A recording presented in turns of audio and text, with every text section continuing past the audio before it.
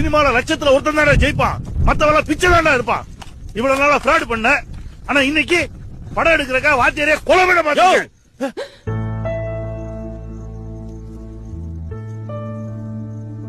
கொலைகாரன்ற நான் கொலை பண்ணத பாத்தியா நீ? ஆமையா நான் ஃப்ராடு தான். எதனால? முன்னாலயும் முட்டாள்தனமான கண்டிப்புனாலையும். சின்ன வயசுல கதற ஸ்கூல்ல கொண்டு போய் விட்ட, இப்ப வரைக்கும் படிப்புன்னு கதற விட்டுட்டு தானே இருக்க. காய்ச்சல்னாலும் கொண்டு போய் ஸ்கூல்ல விடுவேன், ஃபெயில் ஆனா மொட்டை அடிப்ப. நீ சூடு வச்சிருந்தா கூட ஆறி இருக்குயா.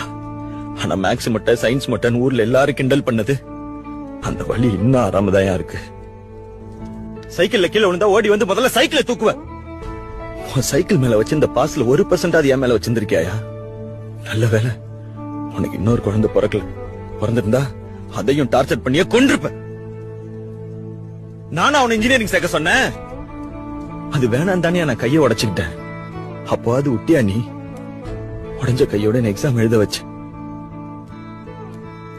ஆனா ஒரு வார்த்தை வழி எப்படி இருக்குன்னு கேட்டியாயா? வீட்டுல உன் டார்ச்சர்ல இருந்து தப்பிக்கிறதுக்கு தான் என் ஹாஸ்டலுக்கே போய் சேர்ந்தேன். அங்க சோறு வாயில வைக்க முடியாது.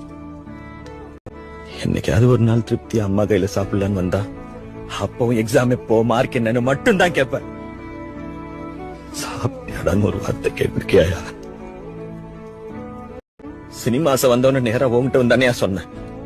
அப்பவே நீ பரவாயில்ல ஒரு தடவை ட்ரை பண்ணி பாடுறான்னு சப்போர்ட் பண்ணியிருந்தா, இப்ப எதுக்கு அந்த நிலைமை? அதை விட்டுட்டு ஒரு பைத்தியக்காரனை கூட்டு வந்து நீயும் அப்படிதான் ஆயிடுவன்ற மனுஷனாயா நீ? யோ, இது வரைக்கும் நீ எனக்காக என்னையா பண்ணிருக்க?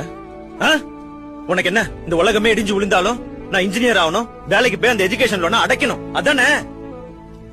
கவலைப்படாத, அது எப்படியாவது நான் அடைச்சிடுறேன்.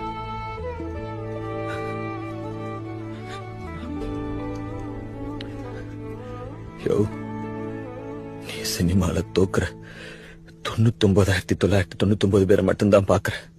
ஆனா நான் ஜெயிக்கிற ஒருத்தனை தான் பாக்குறேன்.